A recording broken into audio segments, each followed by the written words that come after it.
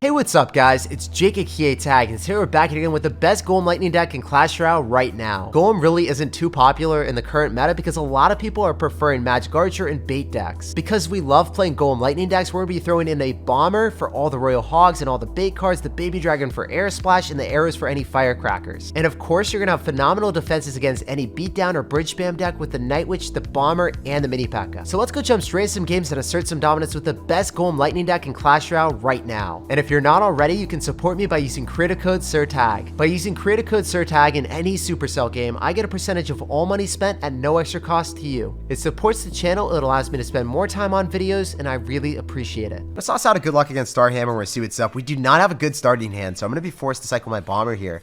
Just because I want Golem, we can't wait until 102 and figure out that we're gonna be playing Golem versus Golem mirror matchup and not have our Golem in our starting hand. So if you can passively cycle your 3 lesser cost cards like arrows or your Bomber at the start, if they're not cycling anything at all, that's generally a good decision. Yeah, I think it's going to be Golem versus Golem. Oh my gosh, if I had Golem, I would just plant it in the back right now. But it's our last card. This is tragic. This is absolutely devastating. So we're going to go for Baby Dragon here, and we're still not to our Golem. Oh my goodness. We can go for a Night Witch, and we can stop our Night Witch from crossing by dropping our Golem like right here. We can go and do that right now. It's going to be body blocked by the Night Witch. Whew, or body blocked by the Golem. So we are going to be able to kill the Baby Dragon. The Baby Dragon's still able to get splashed, though, on top of the Night Witch before the bat spawns. So that's troublesome for sure. He's going to Tornado. Oopsie. Doesn't kill. And now he doesn't have Tornado to activate King Tower. So we're in a good spot. We jebaited him. Well, actually, his own Baby Dragon jebaited him. Oh my gosh, the Night Witch is still alive. 1 HP. Every interaction is going our way now, after everything being miserable. So I guess karma is coming back, baby. You can't touch this. You just have the worst possible hand against a Golem player, have Golem last card, and then have your Night Witch survive at 1 HP, and then have their Baby Dragon at 1 HP die, so then their Tornado is effectively useless. Feels good, my dudes. So we can go for a Baby Dragon here on top of his Baby Dragon, make sure it belches all over that. I do have to cycle one more card, so I want to just go in for a Night Witch and then go in for a Golem. It's going to be more effective than cycling a Mega Minion here. It's just better for us to do the same transaction that we did last time. Keep our Night Witch behind. So realize the fact that I had a really bad card cycle. I had to cycle a card to get to it, and I had to expedite my Golem push, but I was still able to slow down my push. So then we fight close to our side of the map by dropping our Night Witch first, and then drop it all in that placement. I can go for a Lightning. I think it's going to be worthwhile. Just so we kill that Lumberjack. Make sure that he doesn't destroy our lives. Go in for a Mini Pack. It's going to go bounce back. The Golem should explode on the tower, and that will capture us the W if the Golem explodes near the tower. Yeah, that's it. That's all we needed, baby. Golem death damage is clean. So at this point in the game, because we have so much HP on our tower, it will be advantageous for us to defend. So even though we don't have Tornado, I think that at this HP realm, it's better for you to defend. If I was at, like, let's say 800, I might be starting to Golem in the back and not trying to do anything here. We can go in for a Night Witch. The Night Witch is going to be tanking, and then we can go in for a Mini Pekka. We're just trying to explode this as quickly as possible, and we're also going to go in for a Mega Minion. If I can drop a Bomber here just to make sure that the Lumberjack goes towards that instead of our tower, that would be ideal. So then the Mega Minion is able to clean house, and as I said, guys, if we were anywhere lower, like 700, 800 HP, all of our defense would have been for nothing. We would have lost the tower, and we would have been forced to go in the opposite lane in a 1-1 scenario then. Got a game against Ricardo. We're going to sauce out a good luck here, and he is going to go in for archers. So when we see archers, we really don't want to do anything. Just want to relax a little bit. He's not cycling anything else. Okay, there we go. So the reason why we don't cycle any 3 or 4 elixir cost card when we see archers, so they could just expo us in the opposite lane. You can cycle 3 elixir cost cards, but I prefer just to chill if I'm not going to get punished really hard. So if you went in for like an Ice Golem plus archers, I would probably have to respond to that because Ice Golem would allow the archer to get too much damage on me. And I would go in for, like, let's say a Bomber and a Mini Pekka to destroy any expo that he spams. And then we would be able to break through and deny minimal amount of damage. So I want to be able to go in for a Bomber here off to the side. Not give him too much fireball value. The Bomber should be able to destroy the Expo, especially with the bats of the Night Witch. Not going to be able to break through. Overall, those are the type of trades that you want to do. Because you have Bomber, you're going to be able to defend against Expo, even if you don't have Golem in cycle, and you'll be fine. So I want to save my arrows for the archers. He's definitely going to split it. Our Baby Dragon is one of our best cards, guys, because he's going to have to Ice Golem here. He has to. And if he doesn't Ice Golem, then he's going to Tesla, and that's a bad trade. But if he Ice Golems, then what we see is this guy will not have the Ice Golem to body block for the Expo, so we can go for Mini Pekka, and we can go in for the Bomber, and we can break through. That's what I love doing. He just went for Tesla, so I'm just going to go Golem here. That Tesla is crazy. If you Tesla at the river, I can Golem, and you're not going to have it on defense anymore. So if you don't have the Tesla on defense, how are you expecting to pull this Golem, dude? I can go for arrows on top of the archers, and then if you think about it, yes, my Night Witch is going to get targeted by the tower, but what does he have for the bats? The bats are going to swarm, and then the Golemites are still alive. So that is what we wanted to have happen, baby. That's what I'm talking about. We formulated a really strategic offense, and it worked out great. So I think he's probably going to go in for an Expo because he just took so much damage. Usually when people take a lot of damage, their natural instinct is like, oh, I got to get that value back. So I wouldn't be surprised to see an Expo from him. I don't want to go play too aggressive right now. Just want to go and cycle our Mega Minion in the back. I could Lightning, but a little bit better for us to go for the Mini Pekka and Bomber. That should connect because his Ice Golem was cycled on the right-hand side, right? So when we see Ice Golem cycled there, generally one of your best possible plays is getting that Bomber and Mini Pekka, because then they're having to distract the Mini Pekka with skeletons. What's the best answer to the skeletons? Splash damage, and the Bomber's got you covered then. So we're just going to wait. We're going to relax a little bit. Let's see what he wants to do. He's going to go in for another Expo. We can just go in for a Golem, and then we can Bomber immediately. So we're trying to get damage with his Baby Dragons. It's not really working, but it's doing okay. And we can arrows on top of the Archer and on top of the Tesla. So we're trying to arrows on the side that we want to get more direct damage towards. So slowly but surely, we are whittling this man down. And I'm trying not to give him too much Fireball value here. So I'm not cycling our Night Witch there at all. We go in for Mini Pekka. I'm going to have to go in for a Night Witch here. And I will probably get Fireballed, but then I can go in for a Bomber.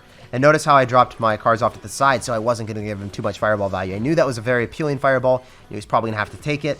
As a result, we're in a pretty good spot. When I'm starting my Golem, I'm going to start it in a spot that he really can't deal with. He can't go opposite lane and wreck me. He's going to have to go for a Tesla. We can Lightning it. We can go for Baby Dragon. And if I can hit an Ice Golem plus a Tesla here, we will win the game. That's what I'm hoping for. That is the big play.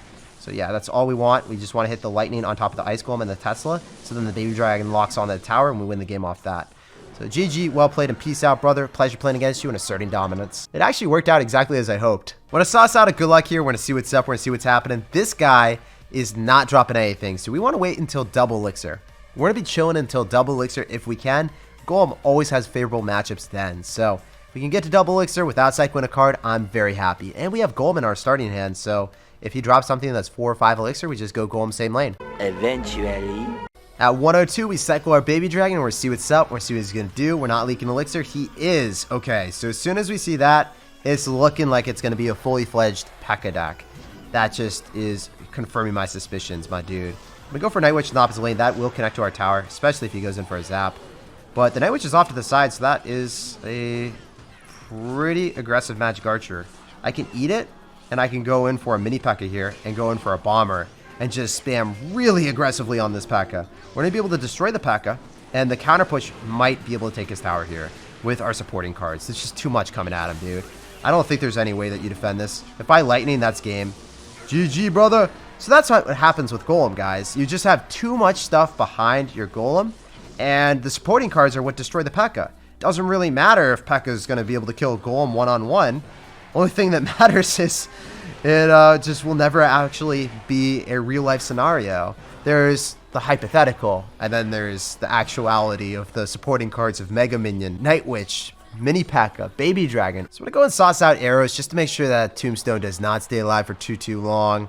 And we'll see what he's going to do. As soon as we see Tombstone, it's either going to be Lava Hound or Graveyard, but he's going to have Lava Hound. So I'm going to go for Mini Pekka in the opposite lane. We'll see if he goes in for a Skarmy. At the last possible second, we're going to go in for our Bomber to annihilate the Skarmy if he wants to drop it. We're going to make a prediction here. Let's go, baby. Oh, he didn't do it. Oh, he did. Okay. I was like, wait, I messed up. I done goofed. But no, he dropped it the last second. We got so much value. That's what I'm talking about, man. So, because he's got minions plus Mega Minion, I actually feel compelled to go in for the Baby Dragon there. In most situations, I wouldn't. The Baby Dragon is going to get us counter push in the lane that we want. And then also the bats are going to be able to finish off all of the Lava Hound pops. Let's go, man. Did I just call them pops instead of pups? Yeah, I did. Anyway, we can go for a Golem in the back. Go in the lane that we want to. And we'll force him to start Lava Hound in the opposite lane. That's what he should do. He should start Lava Hound here and not go same lane as the Golem. If you go same lane as the Golem, you're going to have a really miserable time because I just stack up Night Witch Bats, I stack up Mega Minion, Baby Dragon. It would be really good for me, though. So, he's going to have Mega Minion, and he's going to have minions to combat our Mega Minion. I could just arrow the minions. We'll see what he wants to do. Maybe Goblin Gangs and then drops minions or something. That's what I would do if I was him. And a Goblin Gang and then drop Mega Minion. Okay. I think that we're going to be able to kill everything with just arrows. Yeah, that's fine. And then the Bomber stays alive, and then we Baby Dragon on the right. The thing is, if you can get your opponent to start a Lava Hound or drop a Lava Hound, and they aren't able to support it, you just win the game. Oh no, the lag, dude. The lag. I hate when that happens. Has that ever happened to you guys where you're like, oh, I totally got to defend this, and then a random balloon appears on the screen? Oh, it's so frustrating. Anyway, we're going to 3-crown him. But the main thing to take away from this game is I made sure that every single Lava Hound push that he did was unsupported.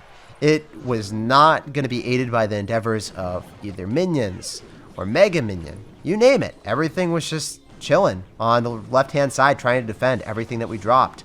As a result, it was a very easy 3-crown, despite him feeling like he could make big pushes. He wasn't allowed to.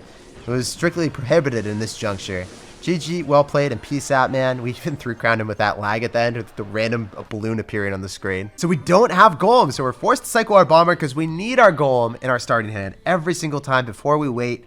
This guy is going to go in for a Royal Ghost. So when we see Royal Ghost, we're assuming it's going to be Pekka. Got to go for a mini Pekka to shut that down. Make sure it doesn't take a lot of tower damage. And I don't think Lightning here is the play because he's going to try to block it every single time, right? Let's go for Baby Dragon. Try to drop it off to the side so the Magic Archer targets that instead of our tower. Hopefully we timed it well. Yes, we did. Perfectly. So then the Magic Archer is going to be focusing that, and our tower is also aiding our endeavors. Usually don't like Goleming, but right now I think it's okay. Because he cycled the Electro Wizard, and he's down a lot of Elixir. So if I go in for a Night Witch, the Electro Wizard is not able to hit the Night Witch. And he would have to get something on top of this if you wanted to get poison and kill the Night Witch inside the poison so then the bats die. He's definitely going to poison this, and he might drop a Royal Ghost, so I don't want to drop anything else. I would love to see a Magic Archer so I can Lightning that and also the Pekka. If we can, that would be cool. Nope.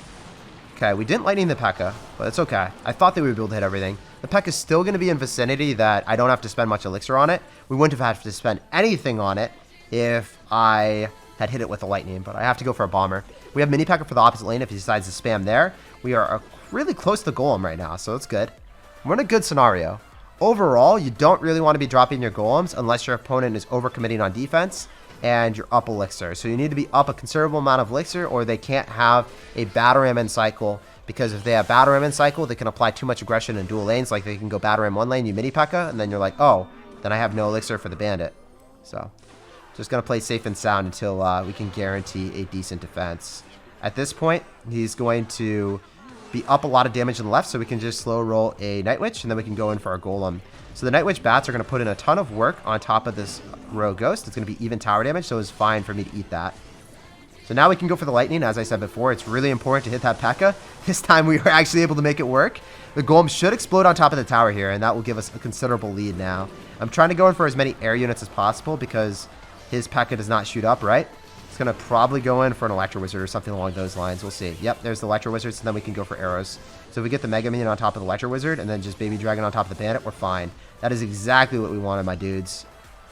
So I'm going to go in for a Night Witch before, because if I went for the Golem, then I wouldn't be able to defend. I wouldn't have Elixir to defend this, right? So it's super, super important to realize that. I'm going to wait, and then I'm going to go in for a Bomber, just to make sure that the Bandit doesn't dash all over us. And it looks like all I have to do here is go in for a Golem, and we win the game. I don't think that there's any way for him to defend this. He's going to try to go in for a Pekka, but if we go in for a Mega Minion and get the Golem to get death damage on a tower, we will walk with a W. So that's all I want, guys. I just want death damage. Please, just give me death damage. We did not get it. We go for a Lightning. Maybe the Golemites will give us enough value that we can just Lightning him out if we defend here. So I'm going to go for Mini Pekka. I expect him to go for Magic Archer. Oh, I should have dropped that further off to the side. Oh, it's going off to the side still. Let's go. The Bomber is going to be able to defend, and we will probably win the game just because the pencil pushed us a little bit. All I have to do is go in for a Lightning, and we walk away with a W. He's trying to defend this, but I need to go for arrows on top of the Bandit because he's going to zap. Yeah, really well played. What are you doing in my swamp? Oh, man, I lost. I didn't go in for Mini Pekka there. I should have. Wait, does he not have zap? Guys, he doesn't have zap. I can go for lightning. Please, lightning work before the pencil connects. Let's go. I should have mini Pekka on top of the Royal Ghost. That was so close. So we got a game here. We're saucing out a good luck. We're going to see what's up. I have a pretty good starting hand, so I don't want to cycle anything until 102. We're just going to be sipping our tea. He's going to go for wall breakers. I have to go for bomber on one side and a mega minion on the other. Otherwise, that wall breaker is going to get a hit on the left-hand side. There's no way about it. You have to spend way more elixir than them to defend the 2 elixir wall breakers. So he's going to have bats, wall breakers, and magic archer. So it's going to be the bomb tower variation. I want to go in for probably just the night witch here. Eat those and then go in for baby dragon. So overall, not the worst thing in the world. We stop it in range of our tower. So then the baby dragon is able to deny maximum damage. Those wall breakers are definitely going to connect. But he did spend a lot of elixir. So it looks like the night witch might give us some value on the right as well. So overall, it's not the worst trade. He overcommitted on offense to get that damage. And we got more damage than him, so we're chilling. We're definitely vibing here. Okay, I could eat that magic archer and then start a golem in the back, because his worst play that he could do to damage us is to go in for wall breakers plus miner, and if he does that, I can arrow for a plus elixir trade. I got you, fam. So I can just go for the arrow right now. We're gonna be able to finish off the miner and the wall breakers. 5 for 3. We take that. And we have a golem coming at him. We ate the magic archer because it was doing damage on the right-hand side, and our lowest HP tower was on the left. So I think this is our one chance to make a huge push and break through a deck that does hard counter us. So if he's got tornado, this is going to be really brutal. I wonder if he's going to or not. The night witch bats are going to go directly on top of the tower. I think I want to go in for a lightning here. Even though it's going to make it retarget on top of the night witch, the night witch will give us enough damage to take the tower because the bats are going to give us so much value. Let's go, guys. So we had to really plan out that offense and that defense. I think that the bomber's only going to be able to kill one of them here. Yep, it's unfortunate. We weren't able to drop it too early, so as long as he doesn't get a magic archer connection, we're chilling. I'm going to be cycling a baby dragon here. Any card that I cycle off to the side will be unpredictable. Like the baby dragon was right here. It would be into alignment with magic archer. Then I immediately cycled something off to the right-hand side, so the magic archer would lock onto that instead. Really just trying to mix things up all the time. It's going to magic archer here. We can cycle a mega minion. We haven't seen a big spell, so there is that to look forward to. I'm going to lightning as soon as his units cross or get closer. Actually, I lied. I'm just going to arrows in case he miners. He's got earthquake. Why do you have earthquake with this? What the heck? So that's not going to lock onto the tower. It's too far away. The bomber should be able to shut down the miner, and I think we're going to walk away with a W. So this is one of those matchups that is really tough. It's one of the strongest decks in the meta. So hopefully you don't face it too much. But yeah, if you play it correctly, you can still win. And as you guys saw, you have to make sure that you build up a push when your opponent overcommits and goes in the lane that you don't really want to defend. So eat the magic archer, get ready for a nice positive elixir trade on defense with your arrows, and then maybe you can make an offense. I saw us out of good luck here, and this guy's going to go for a night witch. So as soon as we see night witch, we're assuming it's either going to be elixir golem or golem. If that's going to be the case, we really want to go for our golem as soon as that night witch dies. So I hope we can see something from our opponent here. Oh my gosh, he's spamming me aggressively. Well, that's great lightning value, so we'll snag that.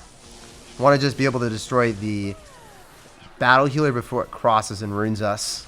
Just don't want that to hit our tower. We wouldn't have been able to hit everything there. The electric dragon was out of range, but our mega minion was going to kill it anyway, so it was fine. Really good lightning value to obliterate that battle healer and make sure that those bats were not swarming us. I am disgusted. Overall, I think this is going to be an okay matchup as long as we're able to get a golem down in single elixir.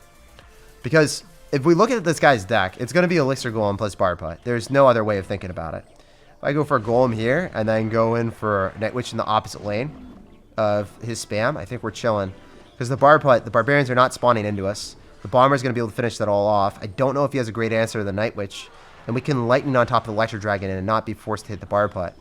Yeah, this is going to be clean. I think this will be good.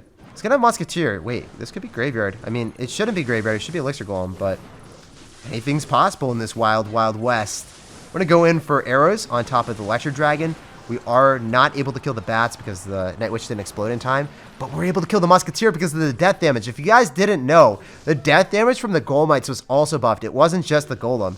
The death damage from the golemites kill skeletons now, and it's very frustrating if you're running 2.6 or 2.9 expo. So golem is really good in those situations where your opponent's banking on bats or skeletons to survive.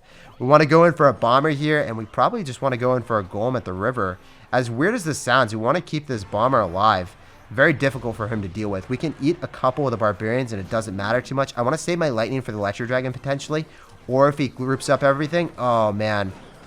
So it looks like we're going to be able to hit the Night Witch and kill that real quick. I just want the Golem death damage on the tower. It's not going to work out, but notice how all of his cards are going to be going in different lanes. That's really, really good for me. I want to go for a Mega Minion to kill that as quickly as possible. We need to go in for a Bomber, and I look in like I have to go in for a Mini Pack on top of the Musketeer so it doesn't lock on. As long as the Bomber finishes off the Elixir Blobs, we're chilling, and I can just go in for a Golem, because he overcommitted. Usually, with Elixir Golem, it's one push, you win the game or you lose. And he just lost, guys. We're going to be spamming so aggressively, and we're about to assert the dominance. I'm going to be able to get that Baby Dragon locked on. I'm going to go for a Lightning on top of the Musketeer, and we'll walk away with a very clean victory. So even if they've got Bar Putt, you will still be able to break through as long as you use your Bomber to combat the Barbarians so they don't overwhelm you. Then you can start a Golem, and you're in a great spot, because the Bomber even gets damage on the Bar Putt, as you guys saw.